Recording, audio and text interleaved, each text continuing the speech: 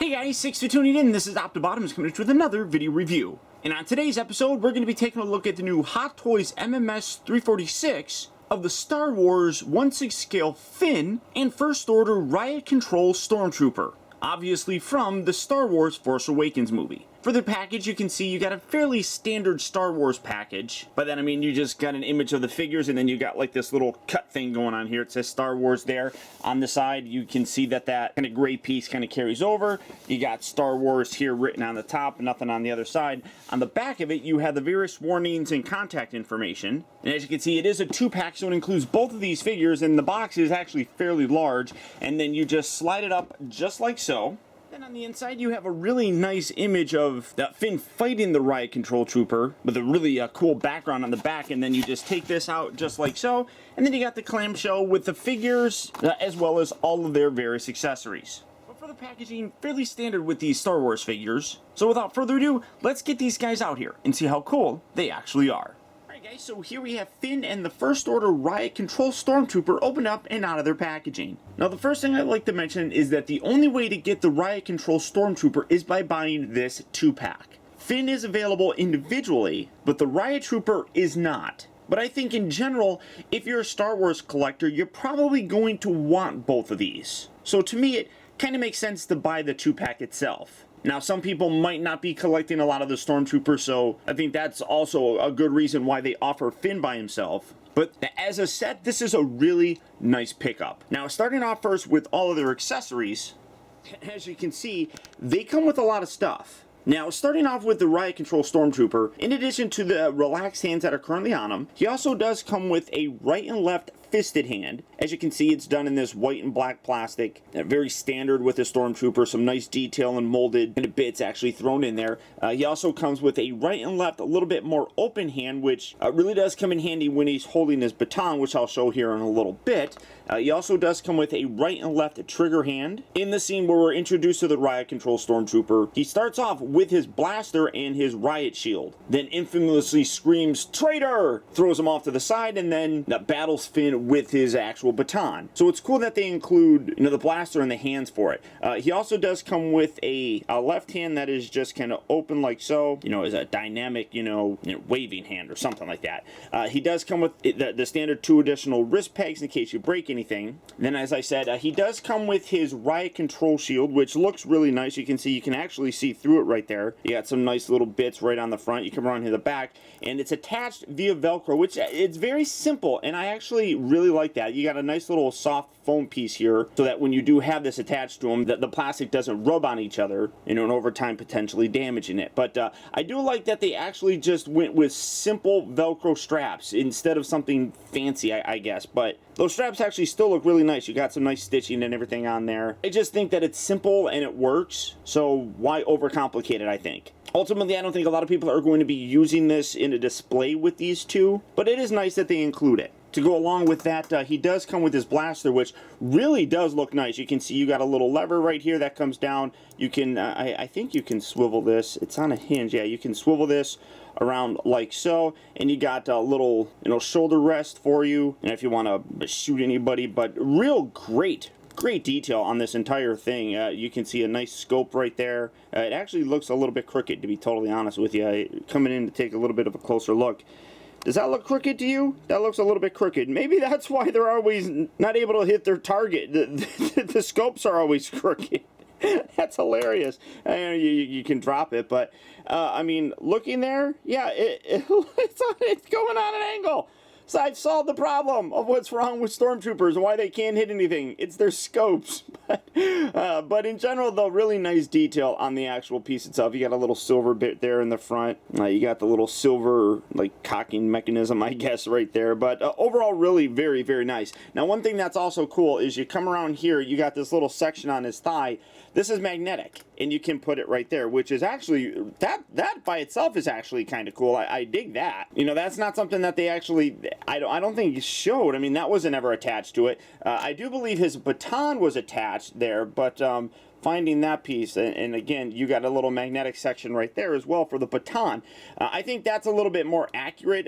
He was kind of just holding his gun here, and then he threw that off to the side, and if I remember right, he pulled it off there. So that's actually cool that you can do that. But looking at the baton, again, really great detail on here. You got some nice silver paint on the actual handle. You got some little red bits going through the center section here. Now the cool thing about this is it can actually extend. To do that, you detach this bottom piece and you detach this top piece just like so. You pull it out and then you got this little smaller kind of pin sort of thing. You get a secondary one, which as you can see is a little bit longer. So what you do is then you take this and you put this right there in the top, and then you did have it like this. You're going to rotate it around and then you peg it in right there, and I'll push that thing all the way down. Why isn't it not?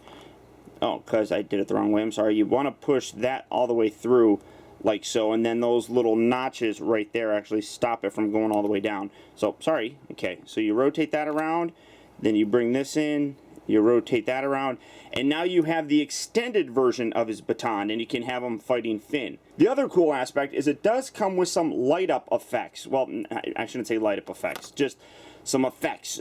These are actually a little bit tricky to get in. You can kind of see that it's on like this kind of triangular pattern, so you have to slide these in and kind of manipulate the little rubbery electric field kind of around the baton part. So you're wedging this in, get that in there, and you kind of want to line up the little sections like here and here with the little metal pieces or the silver pieces. So if you get that lined up just right, get that there, something along those lines, then you can take this again and you can put this on there, and then again you take the bottom one, and I do think that they are specifically designed, one's for the top, one's for the bottom, and that is actually kind of tricky to figure out, but luckily I did it. It's not too tricky, but again, let's see. You just push all these in here, and we'll go like that, make it simple, and then again you just take this, you put that little piece right there, and you got like a little lightning effect kind of going on his baton, which looks really cool. I absolutely dig that. I think that that's a neat look for it. And obviously, a lot of people, if they are going to be having this kind of displayed fighting Finn or whatever, they're probably going to want to have the little electric blasts kind of coming from there. I think that it gives a very cool, unique sort of look to this actual piece. I'm very, very happy with how that turned out. And then for his final accessory, he does come with the display stand. You got the Star Wars First Order Stormtrooper logo right there. You got the First Order and insignia there on the top. You do have this nice adjustable cradle, which just plugs in here. But very simple, very standard. It gives a nice, you know, kind of standing option for him. So you just put that right there, and boom, you have a nice secure kind of stand. Now coming over to Finn, as you can see as well, he does have those relaxed hands. He also does have a right and left fisted hand, which is just done up in the brown plastic to kind of replicate his skin tone. He also does have a right and left kind of grasping hand, which comes in very handy for holding his, I shouldn't say his, but holding the lightsaber. And then you also do get a right trigger finger hand. So you actually get less hands with Finn, but I don't necessarily think that that's a bad thing. I mean, they're very specific for what he actually comes with. He also does come with a pair of extra wrist pegs in case anything happens to yours. He does come with his blaster, which looks really very nice. Coming in to take a closer look at the detail on here, I mean, really very nice paint job and wash on the entire thing. It's kind of got this bronzish kind of dry brush going throughout it, so really very cool. You got a little clear piece up here. He does have a little strap on it that you can have it slinged over his shoulder. Great detail though. You can see some nice gapping right here where the actual barrel is, so very happy with how this turned out. I'm always really impressed with the paint detail that they put on, you know, metal pieces and how they're, well, I shouldn't say metal plate pieces, the paint detail that's put on plastic pieces that make it look metal. I mean, that's really quite impressive. The other accessory that he comes with that is more, you know, geared towards him is his little bag right here. Real nice detail as well. It's all, you know, cloth and everything. You got a nice little, you know, padded, you know, shoulder section right here, which comes in handy. And then it actually does open, and when you open it like so, you can actually store all his extra little bomb accessories that he has here. Now, he comes with a total of 8 of them. One of them is activated, or says that it's activated. I don't know. I'm looking here. to see which one is supposed to be active. Oh no, maybe it's this one. No, none of them. I'm not sure how they determined whether or not they're activated or not. I'm looking here and I don't really see anything. One is supposed to be activated. I promise you. Unless that's just the individual set that comes with one that's activated, but or maybe no. Oh, maybe this one's active. Maybe this is the activated one, because this has little feet that the other ones don't have, and it's a slippery little sucker. Get back over here. None of the other ones have it, so I think that the only difference in terms of an activated bomb is this. So as you can see, top section here looks the same, but I guess the little piece that pops out means it's activated. So there you go. You got a whole bunch of these little bombs. You get a total of 8 of them, and like I said, you can just kind of puff out his little bag down here, drop them in, and then again futz with it to kind of actually make it look like they're sitting in there. Close that up nicely, bring that around, and then you got the little clip right here that you can see. It's a little hole clip right there at the top that this comes up. And I will say, be very careful with this when you're pulling it apart, because it actually just clips in. It doesn't like lock in or anything, so when you want to detach it, you actually have to kind of wiggle it a little bit and then pull it away. And it does make me feel a little bit nervous about breaking the plastic, so just be careful when you're doing it. And then again, just futz with the bag a little. Oh, what? Another one escaped. Get in there. There we go. So just futz with that. Kind of get it filled out looking, shake it some to kind of give it a little bit of a weight and everything, but that does look really cool. Now he also does come with his display stand. As you can see, you got the Rebel logo on there. It says Star Wars Finn. You also have the adjustable cradle.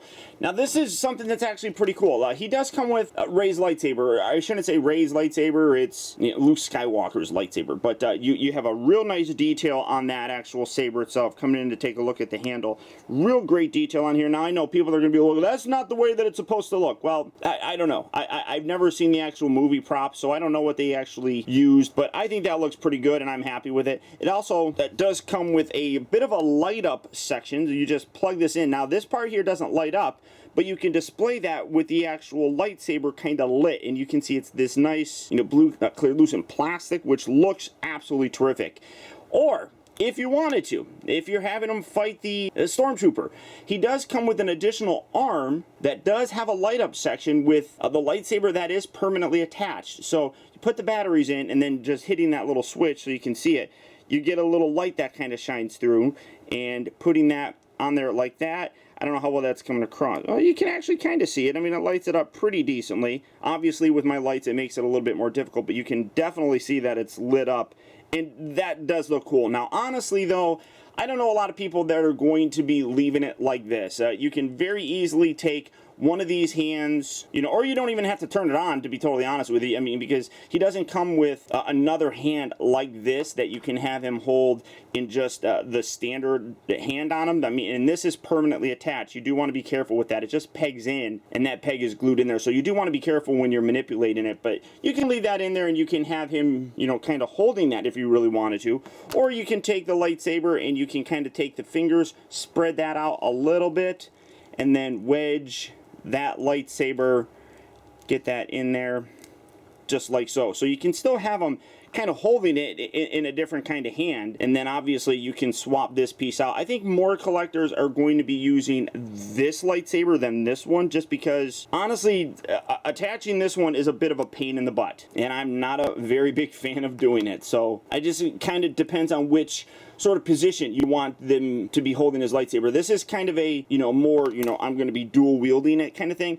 This is a more, like I'm holding it and, maybe fighting with it. So I think it depends. It's your personal preference. One thing that I will say, though, is that you can only rotate this a little bit. As you can see, leaving it here, it can only rotate about maybe 100 degrees or so. But you can just spin it around. It doesn't flex up and down or anything like that. So it does have a little bit more limited range of motion, but that's because of the wiring and electronics that are in the actual forearm section. But for the accessories on this guy, or these guys I should say, that's about it.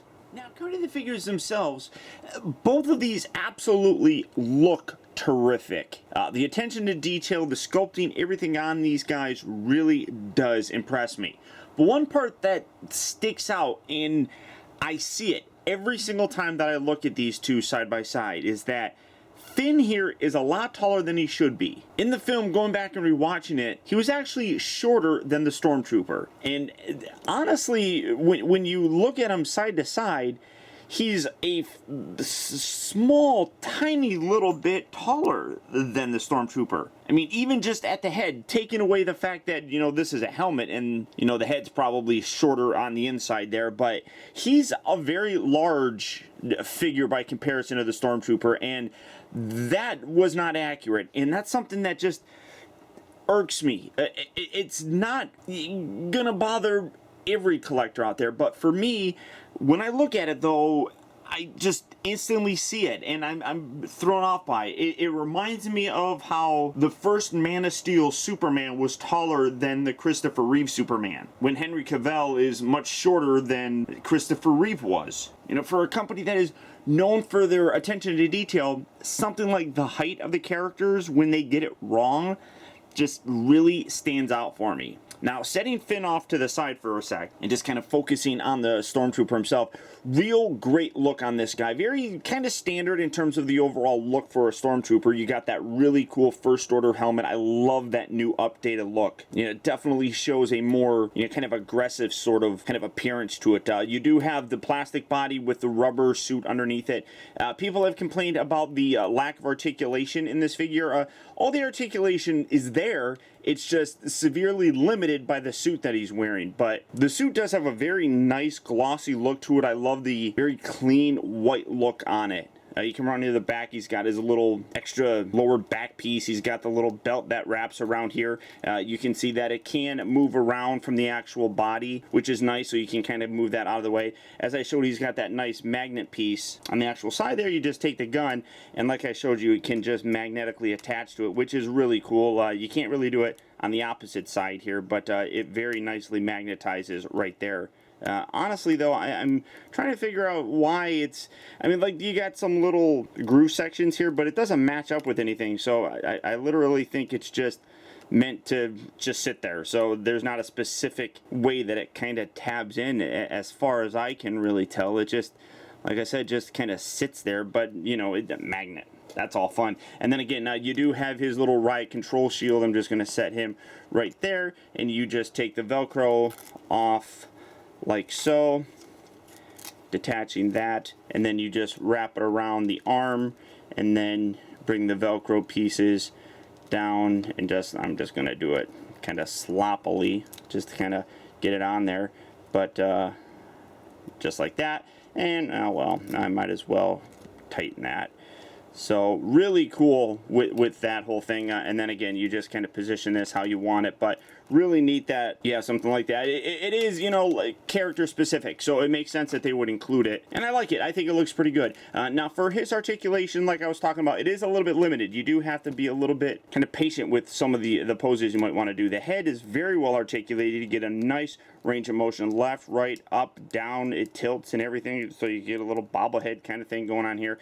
The shoulders move out about that far. This little piece right here is on a little rubberized fabric piece right up there, so it moves up, and then when you bring it down, it also comes back down, so that's really nice. It rotates forward and back. There's not a lot of restriction in the movement here with the actual arm, but all you're going to get it is moving forward about that far. It moves in and out nicely. It does have an armpit joint, so if you want to try and get arms down to the side, you do want to make sure that you kind of pivot it up a little bit, kind of get that middle section here kind of clearing this piece of the armor, so you can kind of get the arms a little bit closer. He does rotate at the bicep, but it is very, very limited because, again, you have all this kind of locked into place, so it's tough. You do have two joints here at the elbow, but because this is rubber, again, when you move it forward, it kind of pulls it back down. So basically all you get is about there before it actually kind of springs back down. But when you go about that far, Like you can see, it springs a little bit further down. Again, this is a rubberized material on the inside, so I would be cautious about, leaving it in a, bent pose for a considerable length of time. Who knows what the damage may be over time. The wrists to rotate, they move forward and back, and they pop off if you're not too careful. But they're just those little pegs, so you just get that on there, but you get that rotation and forward and back and everything like that. The waist, not really much. You're going to be able to twist it a little, but again, because of the way that the body is, it's all kind of one piece right here. You don't really get a ton. It is a separate piece from the little cod piece, and when you move this forward, you can kind of see that it is a separate piece. But moving it, because it is hard plastic and it's kind of oval shaped, I mean, you're basically looking at a piece of plastic that's molded like this, so it's oval shaped, so it's not going to really rotate all that well. And the upper torso up here is also locked into place. I mean, you can kind of move it, so again, very limited. The legs, almost non-existent. You got a little butt flap right here, which you can see actually is velcroed on, so you can kind of pull that off if you want to. I wasn't intending on pulling it off, but you can pull it off if you really want to, and then you can position it on there and then move things around. But that's really about it. So you don't get a lot of range of motion. It moves out about that far, which isn't too terribly bad. He does rotate at the upper part of the thigh. This is like a vinyl sort of material, and then underneath it, it does feel like there's kind of a padding, so it kind of bulks him up a little bit. So you do got that rotation right there. The knees do, I think, have a double joint on them, but again, that's about as far as you're actually going to bend it, which is, again, kind of unfortunate. The ankles here do rotate left to right. They also have a pivot side to side, and they also do have about 20 degrees of rotation built into the actual foot. So you can see it's straight like that, and then you can actually flex it and bend it up, so it's now pointing up just like that. So you can get a walking pose with it. But what ends up happening is it kind of makes it a little bit rounded, so it's a little bit harder to stand. So you have to typically keep it just pointed forward, or use your display stand for any kind of poses. So yes, he does have a limited range of motion with it, but I think you can get some actually cool poses with him, holding that baton. So I don't think it's really all that bad, but it's definitely not as good as it could be. But that's honestly just because of the way that the suit is. And you can see that if you don't have the feet kind of positioned properly, he does kind of want to roll a little bit, just the way that it's designed down there at the foot. So good figure. The articulation is in it, but it's severely limited by the suit that he's wearing. Now coming to Finn, and the first question that people are probably going to ask is, can you take that head sculpt and put it on the Stormtrooper? Unfortunately, you can't. I think that the pin is, or I should say the neck peg is different, but the instructions specifically say that you can't take that helmet off. So you can't really recreate, that look, not pulled his arm off, that he had, when he was first introduced in the movie itself. Now, they are releasing a version of Finn where he will be in his Stormtrooper outfit, and it does look like it is the same head sculpt, but they probably just changed the neck peg. So if that's the one that, you want, you can get that. I think that this is a cooler look for him. I mean, this is how he looked throughout the entire movie, much like what we got with Rey, and I think that this is a better representation overall of the character. As you can see, he's wearing Poe's jacket, which looks really very good. It has a very dirty look to it with some real great kind of paint variation throughout this. I mean, tailoring, it's one of those things that Hot Toys nails and really kind of separates them from just about every other 1/6 scale company out there. It just looks great. The way that it drapes on the body is absolutely terrific and very lifelike. That's not even talking about the actual sculpting for the face or anything like that. Now that's another thing that really kind of separates them, but this Finn figure really does look great. And kind of talking about the likeness, it's got some controversy going throughout the community, and honestly, coming in to take a closer look, I really don't think there should be much of a controversy. That absolutely, to me, looks like John Boyega. I think it is a wonderful portrait. It definitely looks different than what we got in terms of images of the prototype, but no matter what angle I look at him in, I absolutely see the likeness to John Boyega. I really am very, very impressed with it. Now, some people talked about how his lips look a little bit too big. I think that that's actually fairly accurate, so I don't see much of a problem, honestly, with it. I think that they did a terrific job. Come down here to take a look more at his actual jacket. You can see that that paint detail is terrific. You got some nice, you know, accessories kind of glued on there and everything. You got the nice straps and everything throughout the whole jacket itself. These little straps right here, you do want to be careful. They are attached, but in moving them around, like this one can slide out. I don't know if that was, I mean, this one is glued in. I don't know if this one is actually supposed to be glued in. I mean, there's some like little bits on here, so I don't know if that's how it was actually supposed to be, but you can take that and it just can slot right back into the jacket, so it's not that bad or anything. But I do think that it is supposed to be permanently attached. You got those little straps right down here on the inside here. You can see you got his nice just gray shirt. You got a pair of pants here with some nice pockets and everything. Come down to the boots. Real great detail for, well, I shouldn't say boots, they're more his shoes. One thing that people have talked about, you know, and I've talked about is his actual height. And as you can see, they actually got like little extenders right here. I don't know if you can actually take that off. I would imagine you probably could, and then just take that little pin, plug it into the actual leg, and then plug the foot in there. So you could probably modify this. I'm not going to do it just because I don't like modifying my Hot Toy figures too much. But if the height really bothers you, and it actually does bother me, but because I'm going to be putting them in, you know, mostly an action kind of pose, I don't necessarily think it bothers me that much. But the overall costume itself does look really good.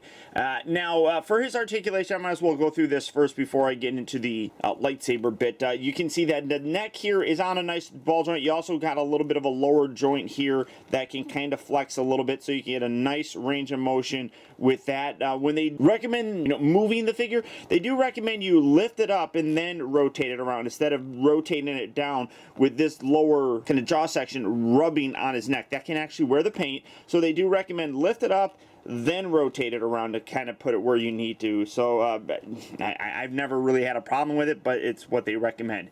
The standard body is on here, but it is a more muscular body. So I don't know necessarily lifting that up. He does have a diaphragm joint, so I'm trying to see if I'm trying to get a good grip on that. Yeah, you can wiggle that a little bit. He also does have the waist rotation, so all the joints are basically still there. You got the shoulders that move up very nicely. They can rotate very freely, despite the fact that the jacket is actually on there. He's got that armpit joint. He rotates at the upper part of the bicep. He's got two joints here at the elbow. The wrists move forward and back. They also rotate. So full range of motion there. You can see what's going on with the diaphragm and waist. The hips move forward. They move back. Again, really free range of motion, despite the fact that, you know, he's wearing these clothes. So it's not very restrictive, which is nice. He does rotate at the upper part of the thigh. He's got two joints here at the knee, and then the ball jointed ankles. And as like you could see, you got a ball jointed section here at the top, and then it's also ball jointed in the bottom. So you can get some really wacky, kind of crazy positioning with that. I mean, that is fairly extreme for his posability there. And then you just, it kind of looks funny because with that being clear and with my lights and everything, it just kind of looks like his foot is floating there. So full range of motion on this figure. Now, to put his other arm on here, and like I was saying, the arm actually does limit some of the articulation because it is embedded with those electronics and battery things. So it unfortunately just rotates at the wrist, but you do have the double joint right here at what would be his elbow, and then it also does rotate, so you can get that around. Now this, like I said, is a bit of a pain in the butt. First, you have to detach the little belt thing here. So you want to, you're gonna unhinge this just like that. This on the inside here is a little magnetic kind of flap, so as you can see, it kind of grabs right back on there. They tell you now to rotate this up. This is kind of, like I said, I just don't like doing this. It's too time consuming. It's just not fun, really, to kind of do. And you're kind of futzing with it through the whole time. So what then you have to do is detach this arm, and it just pops out. Get that, as you could hear. Now it's completely dislodged. Then you straighten that out. Then you slide it all the way out through the actual shirt sleeve itself. And getting them to kind of stand there, it's just, like I said, a pain. It's just not very fun. And you can see that the arms are the exact same with the exception of the wrist peg right here. This is now different. And then you take this and straighten this out again. Then you have to slide it up in through here. And like I talked about, it's just kind of a pain in the butt, and this is the only real way to do it. You can't take the jacket off because with the lightsaber on there, you can't feed the arm in through there. So you do have to do it this way and then slide it in. And you want to be very careful with this because, like I said, it's just loosely pegged into the hand and it's glued in there, but it's a loose connection. So you just pull that down and then you got to try and... yeah, it's just a bit of a pain. And then you have to try and match that little peg back up with the upper part of the arm, and it's hard to feel in there. So it's a bit frustrating, to be totally honest. And I don't really feel like the payoff is worth the hassle. But once you get it in, you do still have that full range of motion at the elbow and everything. You just now are limited in the wrist rotation. And then you got the little section on the inside here, so now you kind of still have to leave this a little bit detached. You still then have to kind of feel where that little switch is, rotate that forward, and then you can activate the light, and you can take this, you can peg this on the inside there, and now you can have him with the lit up lightsaber and everything. And I mean, it's a cool look. Like I said, I mean, that really does look neat, and that light up effect is really cool, despite the fact that you can't really see it very well with my lights on. But it's still a very cool look. But like I said, the payoff I don't feel is really worth it. A lot of these light up, lightsaber kind of effects require you to swap out the arms like that, and with Finn here, it's just more of a hassle than anything. So honestly, I much prefer leaving this arm attached to it, leaving the light up feature kind of out of it, and then using the additional lightsaber that you get, take this, put that in there, and pose them that way. I mean, after all, you're not really going to be able to leave this on for any length of time because it just runs off of batteries anyhow. So I just feel, like I said, the payoff just isn't really worth it. But I mean, look at how great these guys display together. I mean, this is a cool sort of look. And you know that I am terrible when it comes to posing figures, but this just really does look very cool. Now, that's not to say that there aren't things that are wrong with this set. The Stormtrooper is definitely limited in how you can actually pose him, but as you can see, you can get a cool look going for him. As for Finn here, I definitely think that he's too tall, and I'm not a huge fan of the arm, but they are still really great representations of the two different characters. And you can definitely have some fun with them. I mean, obviously, you're not worried too much about likeness with the Stormtrooper, but the overall look for him is there. And then the portrait that you have for Finn, I really feel nails it. The detail on both of these is absolutely spectacular. And I do think that this set is probably the preferred set to pick up. As you can see, you get a lot of different accessories with both of these guys. And in creating a display like this, I think they nicely complement one another. Obviously, the price is going to be higher, but I think what you get for what you pay is actually worth it. Now, if you have no intention of doing any kind of display like this, as I said, Finn is available just by himself. But in order to get the Stormtrooper, you have to buy this set. So I guess it kind of depends on how extensive your Star Wars collection is. If you're just going for kind of main characters, this is available for you. But if you have a more extended Star Wars display, which includes a whole bunch of the Stormtroopers, this is obviously a great way to go. And I honestly really recommend both of them. If you're a Star Wars fan, these are going to look great in your collection. So if you're interested in picking these up, they are available right now at Sideshow Collectibles. So all you have to do for that is click on the link down in the video description. You'll go to Sideshow where you can check out availability on these, as well as the rest of the 1/6 scale Star Wars figures. But beyond that, guys, that's about it. So once again, I want to thank you for tuning in. This has been optibotimus. Don't forget that if you like this video to please like and share it. Also be sure to subscribe in case you haven't already subscribed. That way you never miss a future review of mine. And as always, until next time, I'll talk to you later.